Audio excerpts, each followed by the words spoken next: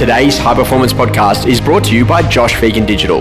It's the only place that you'll find our expansive resource library. Every form, checklist, visual and dialogue that you'll ever need to systemize your business. Available to edit in PDF to rapidly take your business to the next level. Welcome to High Performance, the podcast featuring Josh Phegan and Alexander Phillips. Alex, today we're going to talk about the power of rituals and routines to really set you up for success. And a really simple thing to do is about what you do when you first wake up every day to really go and set that level of intention.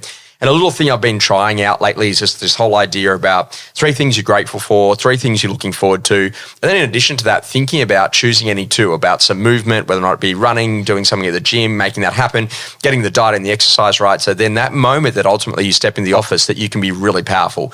What are your thoughts about the importance of rituals and routines for setting people up for success to make sure they can go and win the day and ultimately win the week and ultimately the year?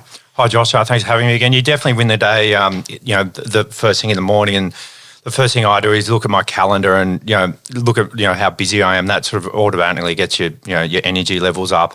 And then from there, I'm mentally planning for the day. And, the best thing about that time in the morning when you get up at 4:30 or whenever it is that there's no distractions.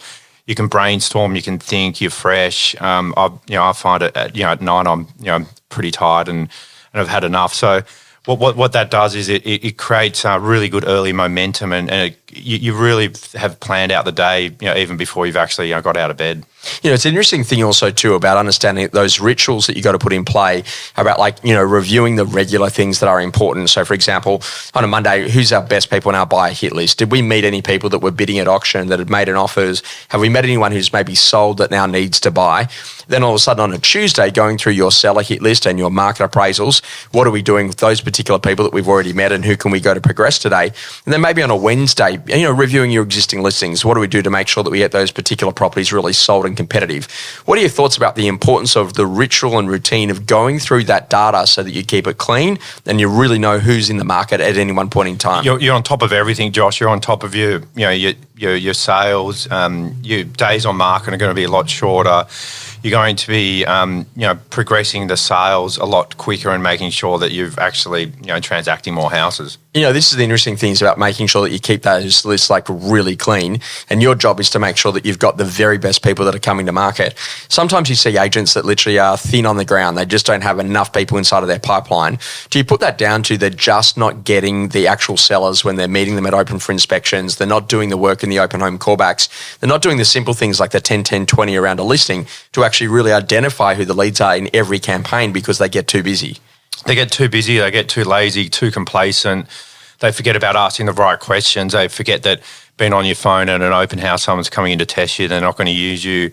They're actually not interested in what the buyer's there for. They're not present. I think that's where a lot of agents, particularly if you're super busy, we're always super busy, but you've got to be in the moment, you've got to be present, you've got to be attentive, be polite, ask the right questions, and you'll get a whole lot more out of it. There's a big difference, I think, between building data and working data. And my whole idea here is a lot of agents are really in the position that they're always trying to build data, but they don't actually do much with the data they've already got. Whereas when I go and have a look in your business, you're very much about layering and getting people to their first, second, third, fourth, fifth, sixth, seventh, eighth transaction with you over the course of your career, because you're really going to continue to help them as they go through that life cycle.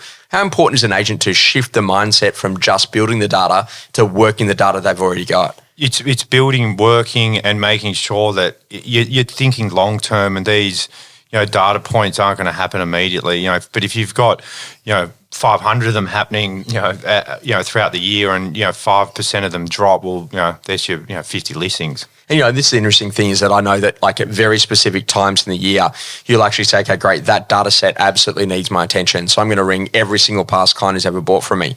Or if you find out there's some interesting stats, and there's something interesting that came out the other day that they're saying in the last 90 days across Australia that ultimately they've found that 16% of all transactions, the seller actually bought the house in the last 3 years. So to me, okay, great, that's a good insight. Now can I go get on the phone and go and ring all of those people? Ultimately, there's a 70% increase in mortgage costs. Maybe there's a conversation. Maybe they've made a capital gain and now's the right time to sell. That this is ultimately finding that opportunity and go and chasing that down. So when you're thinking about the rituals and routines, what are the routines that you need to be the type of agent that you want to become? And what are the rituals that you've got to put in place so that you're reviewing the right data at exactly the right point in time? If you do that, you're absolutely going to nail it as a great agent.